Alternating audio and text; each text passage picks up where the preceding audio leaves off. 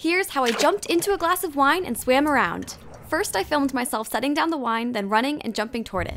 With the camera still rolling, I pulled the focus back to the glass, then dropped a small object inside to get a good splash. Filming myself in the glass was a bit more tricky because I needed to be half under the wine and half above it. To do that, I decided to film 2 separate videos in a swimming pool and stitch them together. As a side note, I would not recommend wearing socks in a swimming pool because it feels so gross. I did a bunch of takes with the camera above and then below the water, trying to replicate my exact movements so that the videos could line up as best as possible.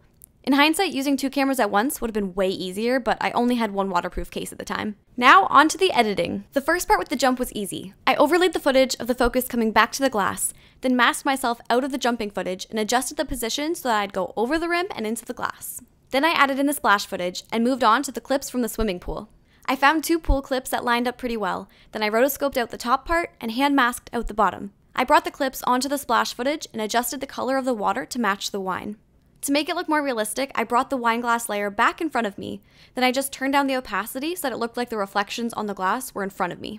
And there we go! That's how I turned a wine glass into my personal swimming pool. See you next time!